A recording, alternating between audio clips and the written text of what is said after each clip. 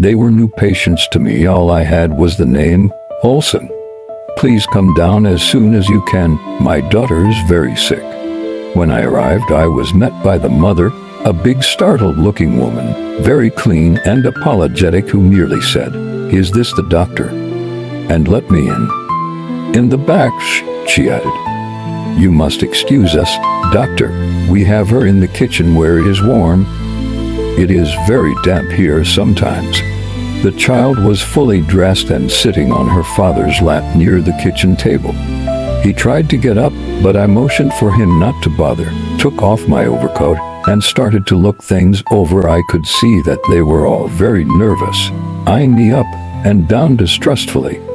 As often in such cases, they weren't telling me more than they had to.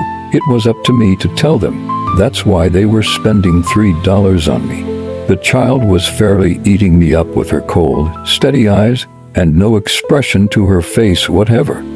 She did not move and seemed inwardly quiet, an unusually attractive little thing, and as strong as a heifer in appearance. But her face was flushed, she was breathing rapidly, and I realized that she had a high fever. She had magnificent blonde hair in profusion, one of those pictured children often reproduced in advertising leaflets and the photographer sections of the Sunday papers. "She's had a fever for 3 days, began the father, and we don't know what it comes from. My wife has given her things, you know, like people do, but it don't do no good. And there's been a lot of sickness around. So we thought you'd better look her over and tell us what is the matter." As doctors often do, I took a trial shot at it as a point of departure. "Has she had a sore throat?" Both parents answered me together. "No.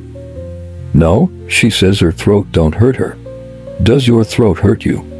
added the mother to the child. But the little girl's expression didn't change, nor did she move her eyes from my face. "Have you looked?" "I tried to," said the mother, "but I couldn't see." As it happens, we had been having a number of cases of diphtheria in the school to which this child went during that month, and we were all, quite apparently, thinking of that, though no one had as yet spoken of the thing. "Well," I said, "suppose we take a look at the throat first." I smiled in my best professional manner, and asking for the child's first name, I said, "Come on, Matilda, open your mouth and let's take a look at your throat." Nothing doing. "Oh, come on," I coaxed. "Just open your mouth wide and let me take a look." "Look," I said, opening both hands wide. "I haven't anything in my hands." "Just open up and let me see." "Such a nice man," put in the mother. "Look how kind he is to you. Come on, do what he tells you to. He won't hurt you." At that I ground my teeth in disgust. If only they wouldn't use the word hurt, I might be able to get somewhere. But I did not allow myself to be hurried or disturbed, but speaking quietly and slowly, I approached the child again. As I moved my chair a little nearer, suddenly, with one cat-like movement, both her hands clawed instinctively for my eyes, and she almost reached them too. In fact, she knocked my glasses flying, and they fell, though unbroken, several feet away from me on the kitchen floor. Both the mother and father almost turned themselves inside out in embarrassment and apology. "You bad girl," said the mother, taking her and shaking her by one arm. "Look what you've done." "The nice man."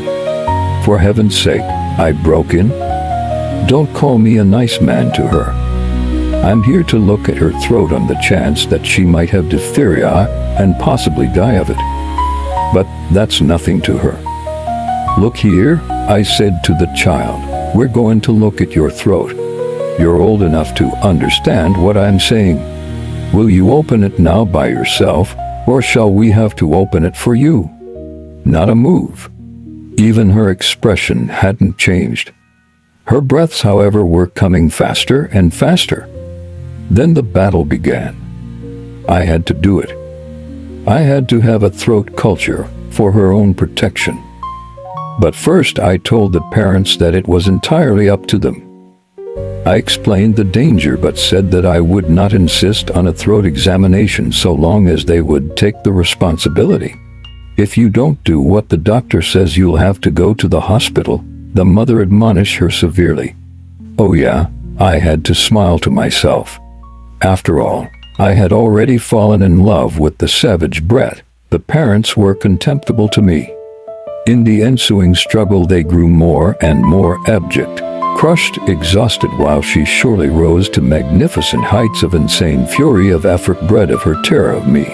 The father tried his best, and he was a big man, but the fact that she was his daughter, his shame at her behavior, and his dread of hurting her made him release her just at the critical times when I had almost achieved success, till I wanted to kill him. But his dread also that she might have diphtheria made him tell me to go on, though he himself was almost fainting, while the mother moved back and forth behind us, raising and lowering her hands in an agony of apprehension. Put her in front of you on your lap, I ordered, and hold both her wrists. But as soon as he did, the child let out a scream. Don't, you're hurting me. Let go of my hands. Let them go, I tell you. Then she shrieked terrifyingly, hysterically, stop it, stop it. You're killing me. Do you think she can stand it, doctor? Said the mother. You get out, said the husband to his wife. Do you want her to die of diphtheria? Come on now, hold her, I said. Then I grasped the child's head with my left hand and tried to get the wooden tongue to press her between her teeth. She fought, with clenched teeth, desperately. But now I also had grown furious at a child. I tried to hold myself down, but I couldn't. I know how to expose a throat for inspection, and I did my best. When finally I got the wooden spatula behind the last teeth and just the point of it into the mouth cavity, she opened up for an instant, but before I could see anything she came down again, and gripping the wooden blade between her molars, she reduced it to splinters before I could get it out again. Aren't you ashamed? The mother yelled at her. Aren't you ashamed to act like that in front of the doctor? Get me a smooth-handled spoon of some sort, I told the mother.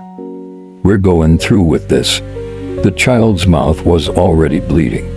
Her tongue was cut, and she was screaming in wild, hysterical shrieks. Perhaps I should have desisted and come back in an hour or more. No doubt it would have been better. But I have seen at least 2 children lying dead in bed of neglect in such cases, and feeling that I must get a diagnosis now or never, I went at it again. But the worst of it was that I too had got beyond reason. I could have torn the child apart in my own fury and enjoyed it. It was a pleasure to attack her. My face was burning with it. The damned little brat must be protected against her own idiocy, one says to oneself at such times. Others must be protected against her. It is a social necessity. And all these things are true. But a blind fury, a feeling of adult shame, bred of a longing for muscular release, are the operatives. One goes on to the end. In a final unreasoning assault, I overpowered the child's neck and jaws. I forced the heavy silver spoon back of her teeth and down her throat till she gagged. And there it was, both tonsils covered with membrane. She had fought valiantly to keep me from knowing her secret. She had been hiding that sore throat for 3 days at least, and lying to her parents in order to escape just such an outcome as this. Now truly she was furious. She had been on the defensive before, but now she attacked, tried to get off her father's lap and fly at me while tears of defeat blinded her eyes.